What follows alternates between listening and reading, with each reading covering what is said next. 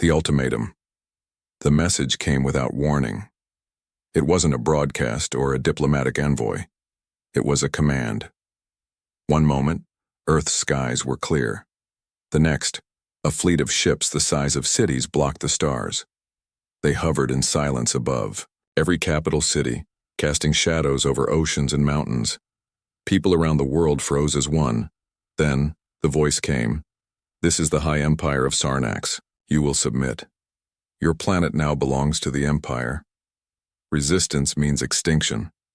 The voice was cold, machine-like. It offered no negotiations, no explanations, only domination. Earth had always known it wasn't alone. Signals had been picked up for years. Strange lights in deep space, disappearances. The hints were there, but no one had expected this. The global network shut down in seconds. Satellites stopped responding. Communications went silent. Earth's leaders scrambled underground, huddled, in bunkers trying to make sense of the invasion. In a mountain command center, Commander Reed stared at the black monitors.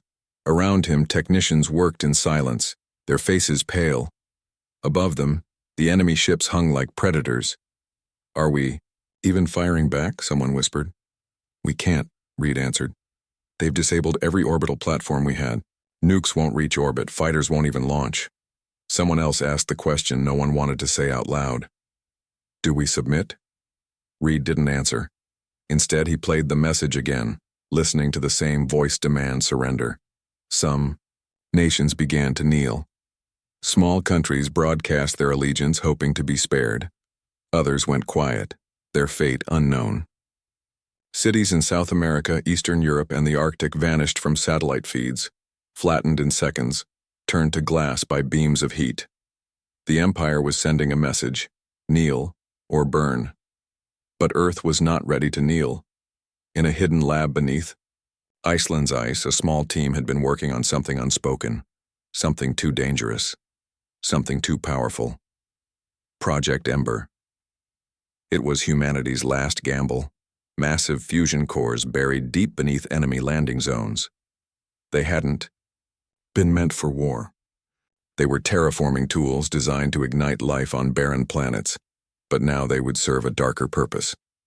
Reed stood before the Global Council, his voice steady. "They want submission. We'll give them fire instead." A silence followed. No one cheered, no one clapped. They all understood what he meant. The plan was brutal. The cost would be unthinkable, but Earth would never live as slaves.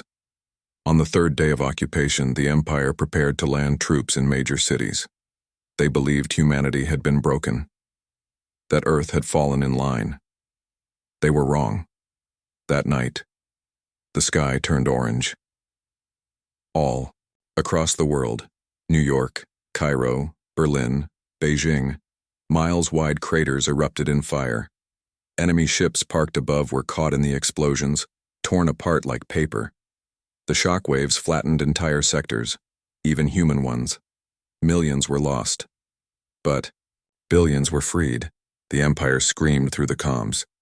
"What are you doing? You're killing your own." Reed answered with one final message.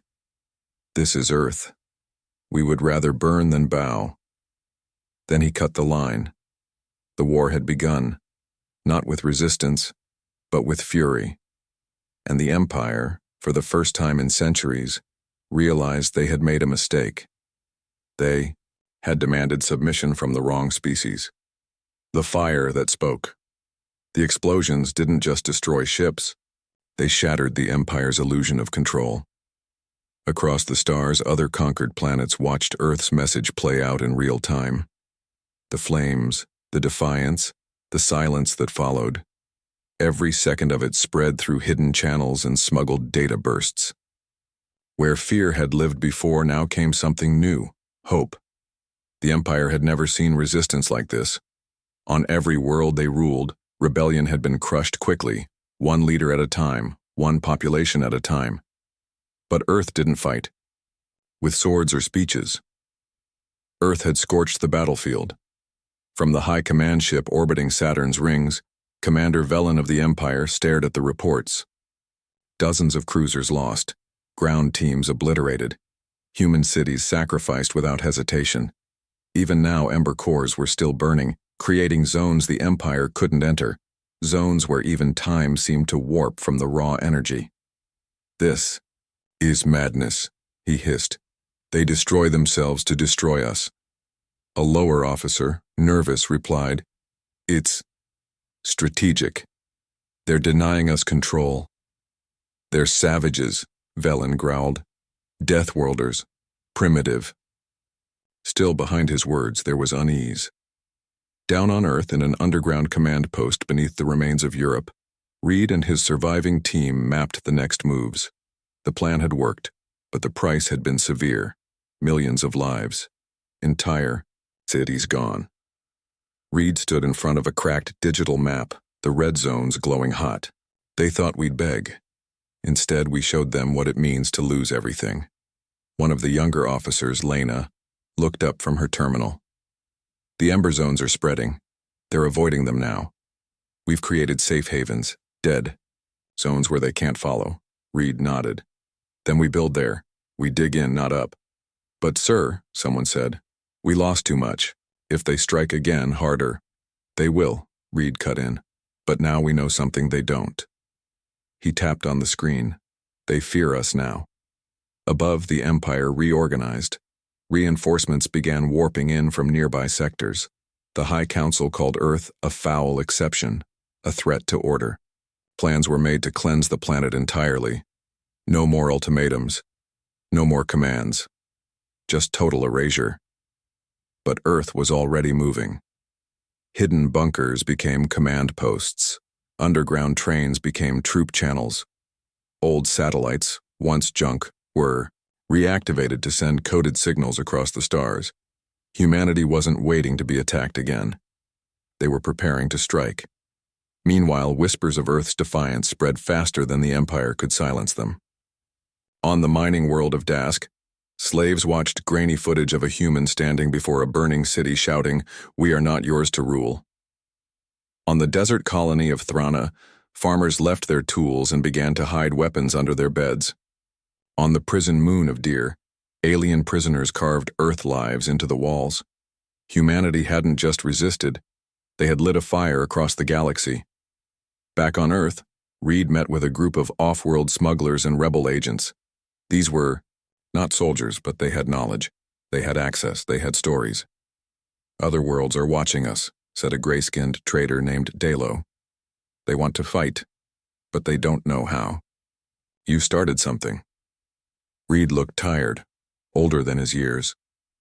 "We didn't start a war. We just refused to die quietly." Dalo leaned forward.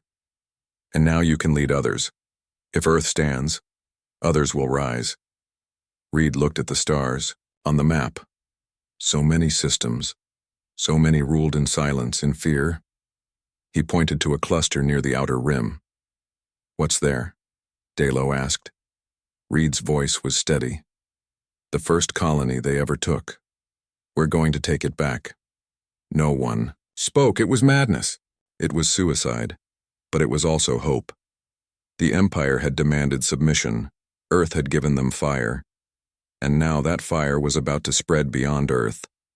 The war wasn't over. It was just beginning.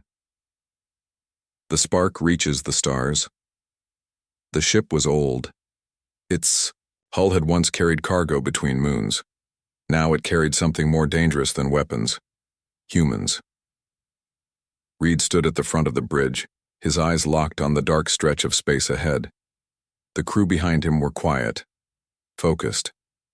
There were no uniforms, no polished boots or medals, just rough clothes, tired faces, and hands that had worked too long. But each of them had fire in their hearts. "Approaching Verta Prime," Lena announced.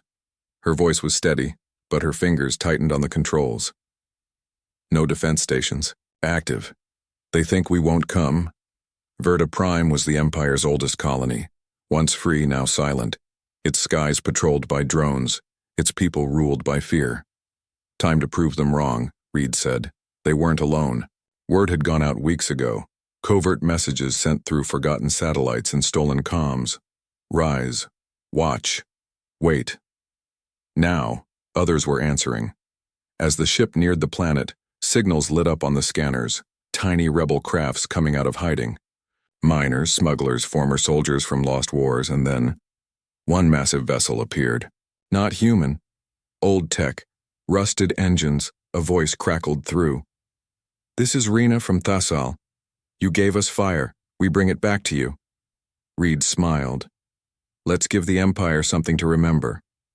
The operation was swift. The rebels didn't attack the orbiting patrols directly. They overwhelmed their signals. Earth's engineers had built virus codes into the satellite network. Within minutes, half of the Empire's security systems around Verta Prime collapsed. The human ship descended, through the clouds with rebel crafts on its sides like angry birds. On the ground, the people of Verta Prime looked up. They had seen only black ships and silence for decades, but now something else had come. Hope flew overhead. The first landing zone was a refinery. 2 enemy drones spotted the humans, but before they could signal, Lena fired twin bursts that melted them mid-air.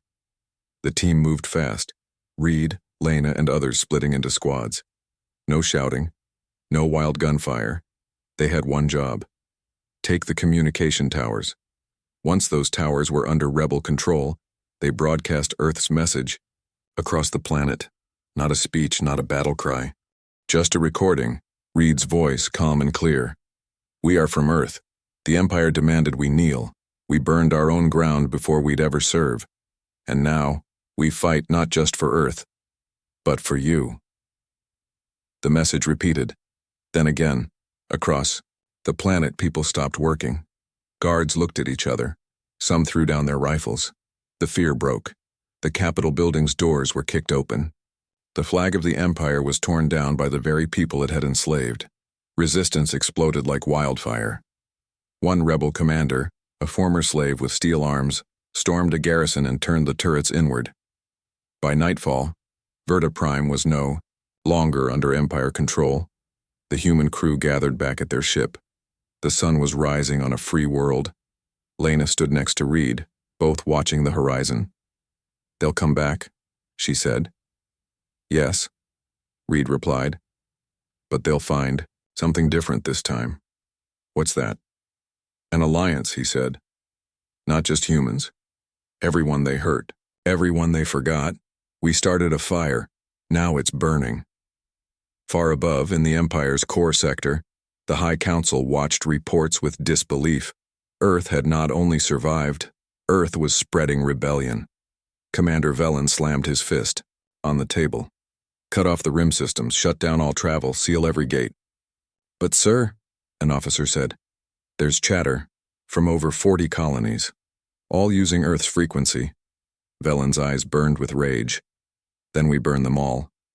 But deep in his gut, he knew that wouldn't be enough. Because for me, the first time in 1,000 years, fear wasn't working, and the fire had already leapt beyond their reach. The council trembles. The grand hall of the Empire was silent. 12 towering figures of the High Council sat around a silver circle. Behind them floated the banners of the conquered, worlds reduced to whispers, peoples made quiet through fear.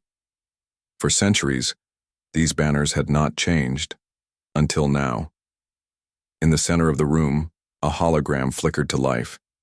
It showed the surface of Verta Prime, burning banners, cheering crowds, and human soldiers shaking hands with aliens. The Empire's sigil was being thrown into the fire. "This is an infection," hissed one counselor. "It spreads with words, images, hope." Another counselor growled. "They are just humans, one world. How are they doing this?" Commander Velen stepped forward. He looked tired, angry, scared. "They refused to die," he said. "We gave them a choice, submission or death. They gave us neither. Instead, they created a third path, destruction of everything, even their own, to stop us. Then destroy them all," barked a counselor. "Erase Earth." "We tried," Velen said.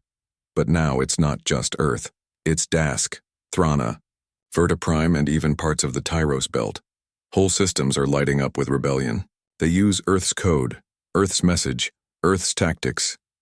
The council fell silent again. Then one voice spoke, quieter than the rest, older but sharper. Then we kill the idea of Earth. All heads turned. Make an example, the elder said.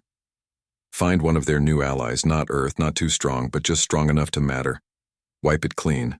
Leave no survivors. Show the galaxy what rebellion brings. Velen nodded. I have a target. Down in the rim, on a mining world called Juno, people worked under open sky for the first time in decades. Since the human broadcast, the Empire's garrisons had pulled out. They called it a temporary reposition.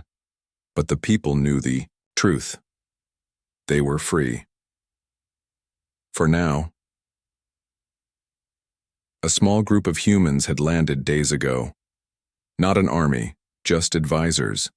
Fighters who had seen what Earth had done and taught others to do the same. One of them, a quiet man named Brant, trained the Juno rebels in defense, sabotage, and survival. He didn't talk much, just showed them how to fight smart. We're not soldiers, a miner told him once. Brant had replied, neither were we. The sun was just rising when the sky split open. No warning, no signal, just death. Empire warships appeared, black triangles blotting out the sky. They fired before landing. Cities vanished. Rebel camps exploded. The broadcast towers melted in seconds. Brant grabbed a young boy and shoved him into a tunnel. Get underground. Stay silent. What about you? The boy shouted. Brant didn't answer. He was already running toward the fire. The Empire wasn't here to win. They were here to erase. In orbit, Velen watched from the command deck. He gave no orders, just stood as the fire spread. Let them burn, he muttered. Let the message be clear. This is what Earth brings. Back on Earth, Reed received the transmission hours later. It was grainy, distorted, but clear enough to understand Juno was gone. He sat in silence. Around him, Lena and others read the same report. They wiped the entire surface, she whispered. Even the mines, even the farms. Total extermination, someone said. Reed stared at the screen, not blinking. Then he stood. Prepare a response. Lena frowned. A strike? Reed shook his head. Not yet. He turned to the comm. Station. We're sending a message to every system, every moon, every planet that still listens. But what do we say? A technician asked. Reed answered without hesitation. We say this. You saw Juno burn. Now watch what happens next. The Empire thought fear would break them. Instead, they had made a martyr of Juno, and now the galaxy burned hotter. The ashes of Juno. The video went viral in less than a day. It showed the world of Juno before the flames, children in dusty streets, miners laughing, people planting flags of freedom. Then came the flash, the screams, the silence, the sky turning black.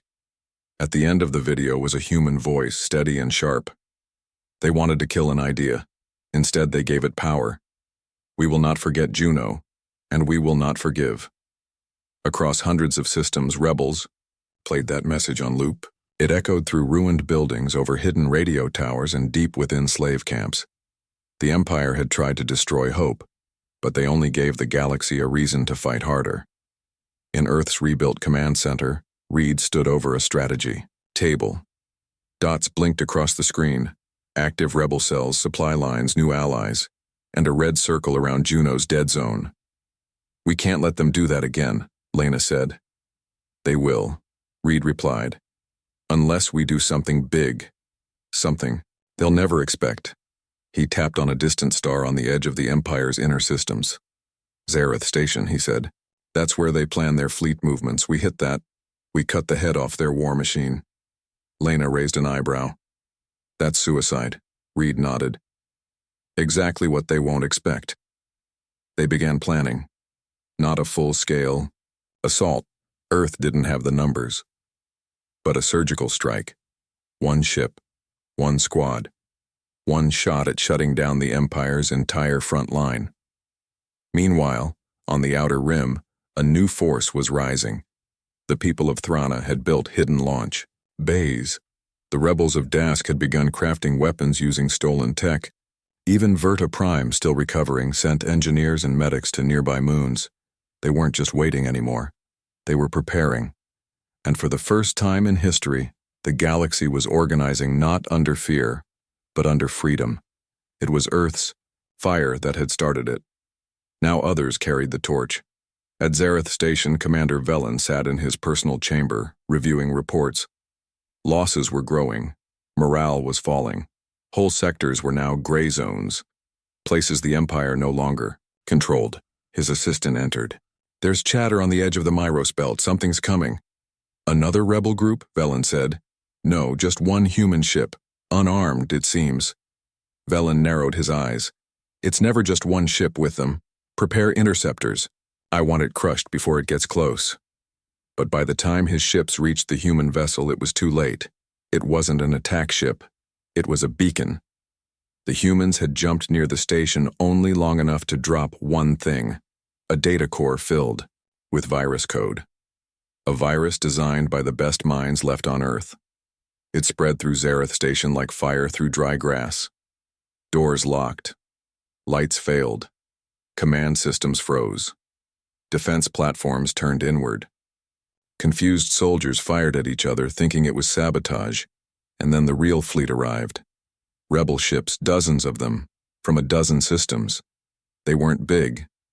They weren't fast. But they were united. And they were angry.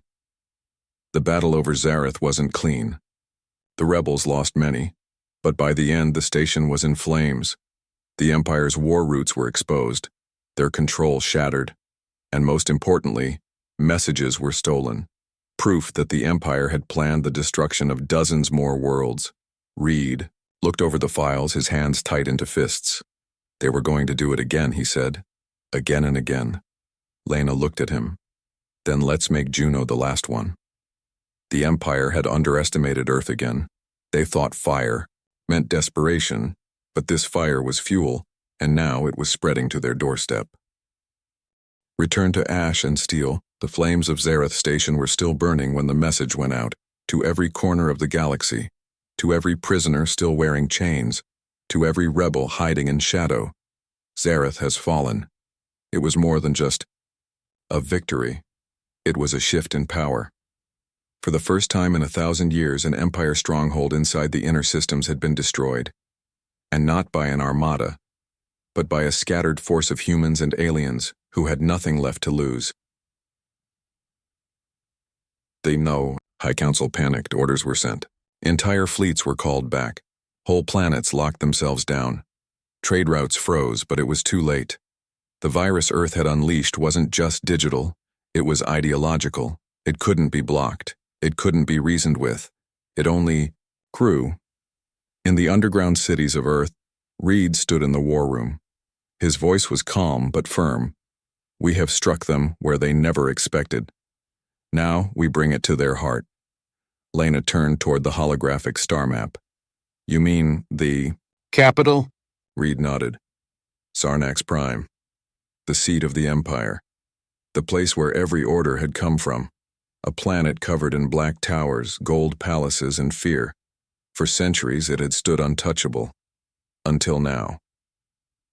We won't take it by force," Reed said. "We'll take it by truth." He tapped the map. "We have everything we need. The plans, the war crimes, the extermination logs, their lies, their orders. We show the galaxy what they really are." "And if they stop the signal?" Lena asked. "We send it again," Reed replied. "From 100 places, 1,000, until every voice speaks with ours." As preparations were made, Reed took one final trip to Juno. What was left of it? He stood on the cracked black surface of the planet where so many had died. Around him were scorched stones, broken towers, and silence. He knelt and placed a small metal object in the ground. A beacon. It pulsed with light. A symbol. A reminder. "We didn't forget," he whispered. "You weren't lost in vain." Then he stood, and he turned toward the stars. When the time came, it wasn't just humans who rose. It was the miners of Dask, who welded old freighters into warships. It was the farmers of Thrana, who turned irrigation towers into railguns. It was alien, engineers, hackers, soldiers, and civilians. They weren't one species, but they were now one cause: freedom. The signal began on a quiet moon. It showed the Empire's lies, the deaths of billions, the erased cities, the orders to burn entire worlds. Then it showed Earth, the Neo. Fires of resistance, the people who had chosen death over slavery, the humans who had taught the galaxy how to rise again. The broadcast was raw, unfiltered, and it was unstoppable. On Sarnax Prime, the Emperor watched in horror as riots broke out. In the streets, his soldiers, elite and merciless, were overwhelmed.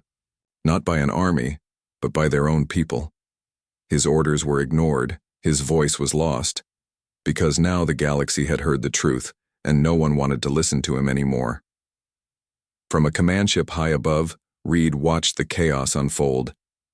He didn't smile, he didn't cheer, he simply said one word: justice. The war wasn't won yet, but the Empire had lost something more important than territory. It had lost control. And Earth, scarred, battered, and defiant, had become the symbol of a new galaxy. A galaxy without chains. The day the Empire fell, the sky above Sarnax Prime burned for the first time in centuries. Not from warships or missiles, but from truth. Reed's signal continued to play across every screen, every channel, every device the Empire had ever controlled. The people saw the lies that ruled them, the executions, the secret purges, the erased planets, and they rose. The Emperor's personal guards, loyal for generations, threw down their weapons. Entire districts of the capital opened their gates to the rebels. Statues of conquest were pulled down by the very people who once feared touching them. The Empire wasn't falling with a bang. It was crumbling from within. High above, on the human flagship Torchbearer, Reed watched the chaos below. The bridge was quiet. No one celebrated. They knew the fight wasn't over. Lena stood beside him. They're still trying to jam the signal. Reed nodded. It's not just about the signal anymore. The people saw enough. Now they're doing the rest. An officer approached with news. The Emperor's compound is sealed, but rebels are storming the walls. They're going to take it soon. Reed didn't respond at first. Then he said, "Let them. There would be no executions from Earth. No thrones claimed. This wasn't about taking power. It was about ending it." On the surface, crowds swarmed the central plaza of Sarnax Prime. Smoke filled the air. Banners burned. The black and gold symbol of the Empire was torn from walls and stomped into dust. A young girl, barely 16, stood atop a broken platform and waved a cloth stained with Earth's colors. She had never seen Earth, but she had heard its voice, a voice that had told her, "You don't have to live in fear." And that was enough. Across the stars, the movement spread. On Dask, slave camps were emptied and turned into schools. On Thrana, the food stores were unlocked and shared freely. On dozens of moons and planets, governors fled or were captured by their own people. The Empire's command posts fell silent one after another. In place of one throne came hundreds of circles, councils made of free beings, different species, different languages, but united by one thing: they chose to live free, and they never forgot who gave them that chance. Back on Earth, Reed walked through the ruins of what had once been a fortress bunker. Now it was a garden, small trees, stone paths, a wall covered in names, each one a person who had died during the fight. Brant's name was there. The children of Juno, the first fallen from Verta Prime. Reed placed a hand on the wall, then turned to Lena. "We didn't start this war," he said, "but we ended it on our terms." Lena smiled softly. "They called us Deathworlders." Reed nodded. "We still are, but not because we kill." "Then why?" "Because we never give up." Years later, across the stars, Statues would be raised, not of generals or rulers, but of humans holding torches, walking side by side with other species. Schools would teach the story of Earth's fire. Songs would be sung of Juno's fall, Zareth's burning, and Sarnax's collapse, and the message would never be forgotten. They demanded our submission, so we gave them our fire.